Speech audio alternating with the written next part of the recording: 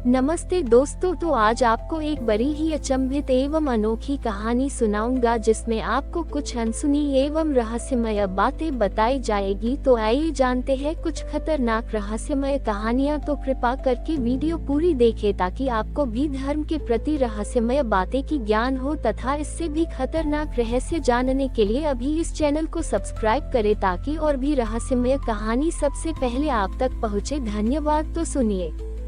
भारत के उत्तर पूर्व में स्थित है एक भूले बिसरे गांव सिद्धगुप्त। यहाँ एक काली पर्वत श्रृंखला के बीच स्थित है एक चट्टान जिसे गांव वाले शवशिला कहते हैं। ये शिला मृत शरीरों से बनी है और जब चंद्र ग्रहण की रात होती है तो ये शिला सांस लेती है। गांव में वर्षों से कोई अपने पूर्वजों की समाधि नहीं बनवाता क्योंकि मान्यता है जिसकी आत्मा शवशिला के पास सो जाए वो फिर कभी मुक्त नहीं होती। कहानी की शुरुआत होती है तपस्वी ऋत्विक से, एक युवा जिसने तंत्र शास्त्र छोड़ ब्रह्मज्ञान की खोज शुरू की थी। एक दिन उसे अपने गुरु पंडित दयानंद के निधन का समाचार मिला जो शवशिला के पास अंतिम तपस्या में लीन थे। गुरु के शव का कोई पता नहीं चला, केवल शवशिला की एक दरार से काले रक्त की बूंदें बह रही थी। गांव के एक अंधे बाबा ने कहा, तेरा गुरु नहीं मरा, वो शिला के नीचे अब भी बोल रहा है, पर उसके शब्द जागृत लोगों को पागल कर देंगे। ऋत्विक शवशिला की तलहटी में गया जहां एक काले रंग की चौकोर मूर्ति मिली जिस पर अंकित था एक मंत्र, शवोक्तम न श्रुत परंतु सत्यम। मृत वाणी सुन सके वही जीवित कहलाए। मंत्र पढ़ते ही उसके कानों में किसी की धीमी फुसफुसाहट गूंजने लगी।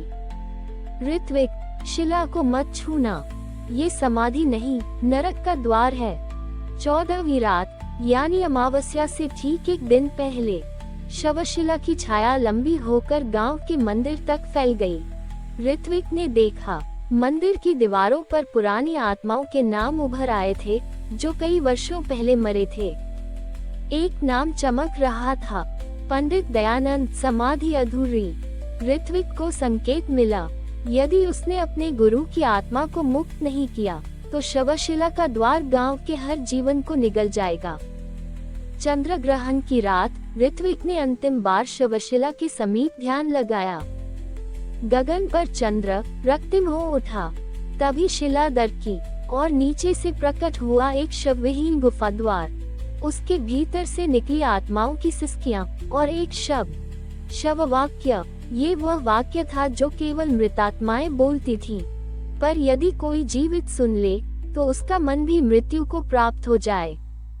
ऋत्विक ने उसी पल तय किया, वह भीतर जाएगा, गुरु की आत्मा को अंतिम शब्द दिलवाकर मुक्त करेगा, चाहे उसकी अपनी चेतना नष्ट हो जाए। गुफा में प्रवेश करते ही ऋत्विक शवलोक में पहुंच गया, एक ऐसा संसार जहां आत्माएं बोलती नहीं, केवल स्मृति बनकर जीवित रहती हैं। वहां उसका सामना हुआ शव चिंतकों से, वे मृत ब्राह्मण जो अधूरी पूजा के कारण पुनर्जन्म नहीं पा सके। वे बोले, तेरे गुरु ने अंतिम श्लोक अधूरा छोड़ा और अब वह शव वाक्य बन चुका है। यदि तू उसे पूरा कर दे तो वह मुक्त होगा, वरना तू भी एक वाक्य बन जाएगा जिसे कोई समझ नहीं सकेगा। ऋत्विक ने गुरु को शवशिला के बीचों बीच बैठा पाया, आंखें बंद और मुंह से रक्त के अक्षर बह रहे थे। उसने अपने गुरु की गोद में सिर रखा और बोला, गुरुदेव, आप जीवन के पार चले गए, पर श्वास का अंतिम मंत्र अधूरा छोड़ दिया, मुझे वह शेष वाक्य दें। गुरु ने धीरे से बोला, मृत्यु अंतिम नहीं, विचारहीनता अंतिम है। और उसी पल शवशिला टूटी, एक तेज प्रकाश उठा और पंडित दयानंद की आत्मा स्वर्ग में विलीन हो गई। ऋत्विक बेहोश पड़ा रहा, पर उसकी चेतना अब बदल चुकी थी। अब सिद्धगुप्त में लोग फिर से समाधियां बनाने लगे हैं, पर हर समाधि के नीचे लिखा जाता है, ये वाक्य अधूरा नहीं है, यह मौन है पूर्ण। और ऋत्विक अब शववेद का रचयिता कहलाता है, जिसमें मृतात्माओं के अनुभव शब्दों में दर्ज हैं। ऋत्विक जीवित तो था, पर अब वह मृतजनों की भाषा समझ सकता था। उसने गांव के मंदिर में बैठकर एक नया ग्रंथ लिखना शुरू किया। शववेद एक ऐसा वेद जिसमें उन आत्माओं की स्मृतियां दर्ज थीं, जिन्हें कोई नहीं सुनता। शववेद का पहला श्लोक था, यत्र देह त्यज्यते तत्र वाणी वसति, मृत वाक्यम न तु मौन अपितु अपूर्व ज्ञान। गांव के कुछ लोग रात को मंदिर के बाहर सुनते और कहते, ऋत्विक अकेला नहीं लिख रहा, कोई उसके पीछे खड़ा है जो उसका हाथ पकड़कर अक्षर गढ़ रहा है। एक रात्रि गांव के पुराने पोखर से बर्फ जैसा धुआं उठने लगा। वहां कभी एक राजपुरोहित की जल समाधि हुई थी, जिसका अंतिम संस्कार अधूरा था। ऋत्विक को शववेद के श्लोकों के बीच एक नया मंत्र सुनाई दिया, न जल न अग्नेः केवल शव शब्द तारण भवति। वह समझ गया, शववेद केवल भूमि की आत्माओं का नहीं, जल में बसी स्मृतियों का भी दस्तावेज बन चुका है। ऋत्विक पोखर के बीच पहुंचा और देखा, एक पारदर्शी काया जल के ऊपर बैठी थी, आंखें बंद, होंठ कंपायमान। वह राजपुरोहित वरदाचारी थे, जो बोले, मैं वह अंतिम वाक्य बन गया हूँ जिसे कोई शिष्य दोहराना नहीं चाहता था।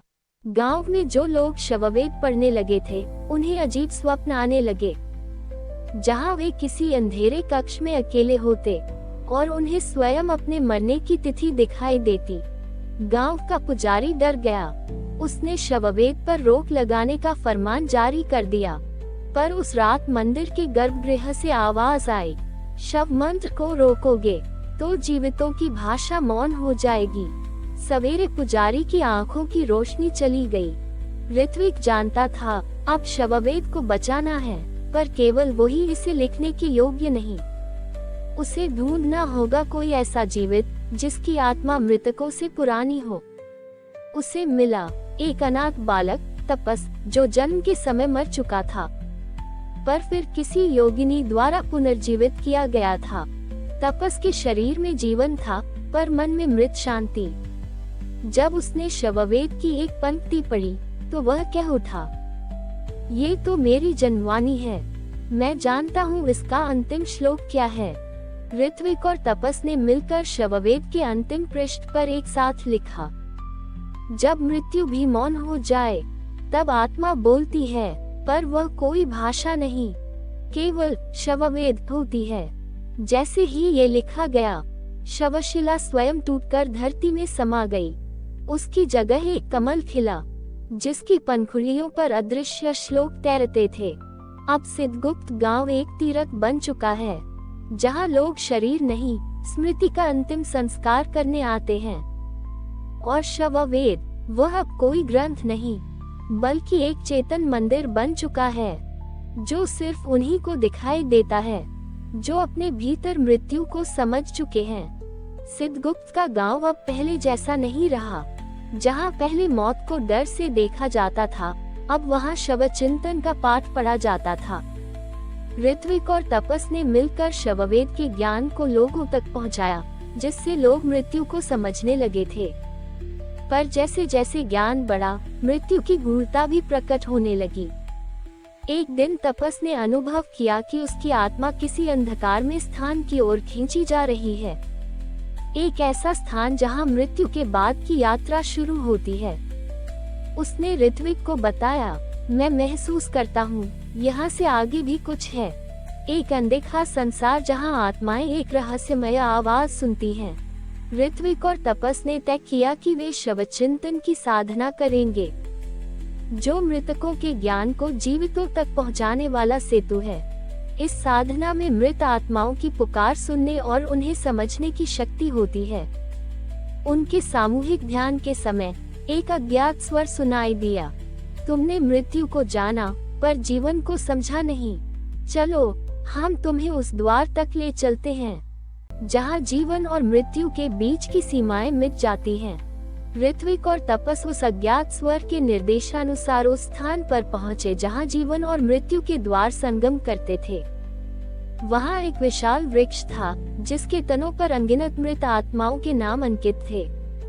वे नाम धीरे धीरे चमकने लगे और एक प्राचीन मंत्र गूंज उठा, मृत्यु नहीं, केवल परिवर्तन है। जो समझ गया ये वही सच्चा ज्ञानी। ऋत्विक ने महसूस किया कि यह वह ज्ञान है जो मृत्यु के पार के सत्य को समझने वाला है। तपस ने प्रश्न किया, क्या पुनर्जन्म वास्तव में होता है? क्या आत्मा को पुनः जीवन मिलता है? उस प्राचीन स्वर ने उत्तर दिया, आत्मा अनंत है। वह अनेक जन्मों की यात्रा करती है, पर हर जन्म में वह कुछ नया सीखती है, और जब वह सब सीख लेती है तभी मुक्त होती है। ऋत्विक और तपस ने ये ज्ञान अपने साथ गांव लौटाया ताकि वे सबको मृत्यु के बाद के जीवन के रहस्य बता सकें। गांव में शवचिंतन की साधना से कई लोग मृत आत्माओं से संवाद स्थापित करने लगे। ऋत्विक ने अंत में लिखा, जब हम मृत्यु को समझते हैं तब हम जीवन को पूर्णता से जीते हैं। मृतकों की पुकार सुनो, वे हमें जीवन की सच्ची राह दिखाएंगे। और उस दिन से सिद्धगुप्त गांव नहीं रहा सिर्फ एक स्थान, बल्कि बन गया जीवन और मृत्यु के रहस्यों का केंद्र। सिद्धगुप्त गांव अब केवल एक तीर्थ नहीं रहा, वह एक ऐसी जगह बन गया थी जहां मृत आत्माओं की ध्वनियां भी सुनाई देने लगी। ऋत्विक और तपस ने महसूस किया कि ये ध्वनियां केवल आवाजें नहीं थीं, बल्कि उन मृतकों की अनकही कहानियां और भावनाएं थीं जो वेदों में दर्ज नहीं हो सकी। एक रात तपस ने पुरानी बांसुरी बजाई। उसकी धुनों के बीच अचानक एक नर्म, धीमी और रहस्यमय ध्वनि घुलने लगी। वह ध्वनि किसी मृतक की पुकार थी, एक गीत जिसे सुनकर हर जीवित का मन कांप उठता था। ऋत्विक और तपस ने उस रहस्यमय धुन को पकड़ने की ठानी। वे उस धुन की जड़ तक पहुँचे और पाया कि वह धुन शिववेद के अंतिम श्लोकों में छुपी थी। ये धुन मृतकों की भावनाओं की अभिव्यक्ति थी, उनके दुख, प्रेम और अपने किए गए कर्मों की वेदना। वे कहते थे, हम भी थे यहाँ कभी, पर हमारे गीत भूल गए। सुनो हमारा शव संगीत, सुनो। शव संगीत सुनकर कई आत्माएं मुक्त हो गईं। गांव के लोग उस संगीत को सुनकर अपने जीवन को नए अर्थों से भरने लगे। ऋत्विक ने लिखा, जीवन और मृत्यु के बीच जो संगीत बजता है वही आत्मा की सच्ची मुक्ति है। पर एक रहस्यमय शख्स गांव में आया जिसने कहा, शव संगीत का स्रोत एक गुप्त कूप है जहां से हर मृत आत्मा की आह निकलती है, पर कूप की खोली यदि खुल गई तो सारे जीवित भी वहां फंस सकते हैं। ऋत्विक और तपस को ये जानकर भय लगा, क्योंकि वे जानते थे कि हर रहस्य के पीछे अंधेरा भी होता है। गांव में आए उस रहस्यमय शख्स का नाम था निशांत। वह एक तपस्वी था जो वर्षों से मृत आत्माओं के साथ संवाद करता था। उसने ऋत्विक और तपस को बताया कि शिव संगीत की धुनें एक प्राचीन कूप से आती हैं, जो गांव के बाहर घने जंगल में छुपा हुआ है। उन्होंने ठाना कि वे उस कूप तक पहुंचेंगे ताकि जान सके कि क्या खतरा छुपा है। रात के अंधेरे में तीनों ने अपनी यात्रा शुरू की। घने जंगल में कई घंटे चलने के बाद वे एक पत्थर से ढका हुआ गड्ढा पाए। उसके ऊपर अनेक प्राचीन लिखावटें थीं, जो मृत आत्माओं के गीतों की भाषा में थीं। निशांत ने मंत्रों का जाप किया और धीरे धीरे पत्थर हिलने लगा। अंदर से एक ठंडी हवा निकली और कूप का अंधेरा अंदर तक घुस गया। ऋत्विक ने कहा, यहाँ से वापसी का कोई रास्ता नहीं, हमें सतर्क रहना होगा। जब वे कूप के अंदर उतरे तो उन्होंने देखा कि यह कोई सामान्य गड्ढा नहीं, बल्कि एक अद्भुत भूमिगत गुफा थी जहां मृत आत्माएं फंसी थीं। गुफा की दीवारों पर उन आत्माओं के चित्र और उनके दर्द भरे गीत अंकित थे। तपस ने महसूस किया कि ये आत्माएं उस धुन के स्रोत थीं। निशांत ने समझाया, ये वे आत्माएं हैं जो अपने कर्मों के कारण मुक्ति नहीं पा सकी। अगर हम यहाँ फंस गए तो हमारी आत्माएं भी यही कैद हो जाएंगी। गुफा के बीचों बीच एक विशाल द्वार था जिस पर लिखा था, जो मृत्यु को जानता है पर अपने भीतर मृत्यु को स्वीकार नहीं करता, वह इस द्वार से पार नहीं जा सकता। ऋत्विक, तपस और निशांत ने अपनी आत्मा की गहराई में झांका। उन्होंने स्वीकार किया कि मृत्यु जीवन का अभिन्न हिस्सा है और उसे अपनाना ही मुक्ति का मार्ग है। द्वार अपने आप खुल गया। भीतर एक प्रकाश था जो आत्मा को शांति देता था। तीनों बाहर आए और गांव को ये ज्ञान दिया कि मृत्यु से डरना नहीं चाहिए, बल्कि उसे समझना चाहिए। शव संगीत अब केवल मृतकों की पुकार नहीं थी, बल्कि जीवितों के लिए भी जीवन का गीत बन चुका था। ऋत्विक ने अंतिम बार लिखा, मृत्यु का भय त्यागो, क्योंकि जो उसे समझता है वही सच्चे जीवन को पाता है। गांव में अब एक नई चेतना जागी थी, जीवन और मृत्यु का संगम। सिद्धगुप्त गांव में सब कुछ शांत था, पर एक दिन अचानक एक अजीब सी ठंडी हवा चली जो सबको हिलाकर रख गई। गांव के बाहर घने जंगल के किनारे एक काली काया प्रकट हुई। वो एक महिला जैसी दिखती थी, पर उसकी आंखों में अंधकार था, ऐसा अंधकार जो जीवन को निगल ले। गांव के लोग डर गए और तपस ने कहा, यह कोई सामान्य आत्मा नहीं, ये किसी प्राचीन शापित शक्ति की मूर्ति है। ऋत्विक ने तुरंत पुरानी शास्त्रों में खोज शुरू की। उसे एक पुरानी कथा मिली जिसमें बताया गया था कि कभी एक शापित साधिका थी जिसे नीरकाया कहा जाता था, जो अपनी मृत्यु दृष्टि से लोगों को नष्ट कर सकती थी।